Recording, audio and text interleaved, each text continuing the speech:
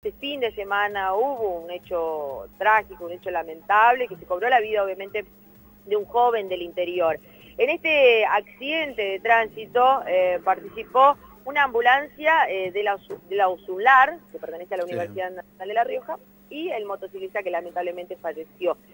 A partir de este accidente hubo muchas opiniones encontradas, información un poco desvirtuada también.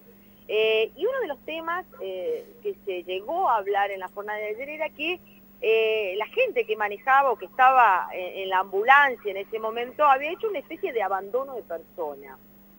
Entonces, por eso, obviamente eso generó la preocupación de las autoridades universitarias. Nosotros estamos con la doctora Daniela Gallardo. Ella trabaja en la USUNLAR, para que nos cuente un poquito si es que esto fue así, qué es lo que pasó. Doctora, ¿cómo le va? Buen día. Buenos días, Jimena. Buenos días, Carlos. Lamentablemente en el día de ayer a las 6:30 de la mañana aproximadamente, la ambulancia de la obra social iba trasladando a una persona con insuficiencia coronaria. Cuando llega a la intersección de Avenida Facundo Quiroga y 9 de Julio, colisiona con esta motocicleta. Inmediatamente la médica bajó, asistió a los accidentados, que hasta ese momento nos habían avisado que estaban por ejemplo, el chico que falleció tenía simplemente una escoriación en la nariz, nos decían que estaban fuera de peligro y a la tarde nos enteramos de esta triste noticia. Bueno, a partir de allí, doctora, empezó a correr diferentes tipos de informaciones, un poco desvirtuadas algunas, inclusive hasta que decían que habían hecho una especie de abandono de persona, la gente de la ambulancia de la USUNLAR no lo asistieron al joven accidentado. ¿Usted pudo hablar con el chofer, con la gente que estaba ahí? Sí, yo tuve contacto con el chofer, con la doctora y el enfermero. Ellos los que manifiestan que inmediatamente pararon el móvil, no solo que los asistieron, sino que pusieron cuello ortopédico y demás a las dos personas, esperaron que llegaran las dos ambulancias del 107 y fue derivada tanto la persona que iba con insuficiencia coronaria como los dos accidentados.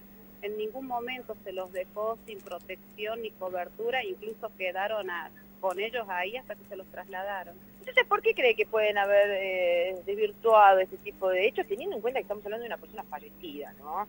Una persona fallecida y que nuestra obra social brinda beneficios de salud. Claro. Entonces, para nosotros es preocupante y altamente doloroso que esto pase. Creemos que por ahí las personas se dejan de llevar versiones o hacen conjeturas propias sin acudir a las fuentes y de ahí se desvirtúa la información. Lo cierto es que tanto el chofer como la doctora y el enfermero prestaron toda la asistencia que pudieron en el momento. Nunca iban a imaginar semejante desenlace, ¿no? Jamás. Además que ellos iban circulando por la avenida, con la sirena, con semáforo en verde, entonces era algo que no se podía prever ese desenlace.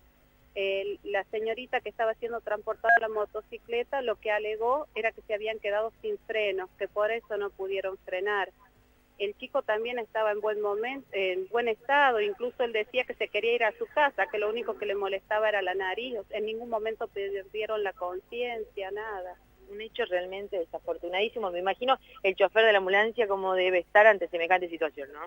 Es su primer accidente con este desenlace, está muy nervioso y muy dolido con lo que ha pasado. Es importante, Carlitos, obviamente aclarar esta situación porque reiteramos, estamos hablando de una persona fallecida, aquí no hubo abandono de personas, es más, hubo asistencia hasta que, bueno, llegó emergencias del hospital a hacerse cargo de la situación. ¿Eso es así? Sí, además las autoridades de la institución ayer hasta altas horas de la noche quisieron contactarse con la familia, bueno, no solo para hacer llegar las condolencias, sino la asistencia que fuera necesaria.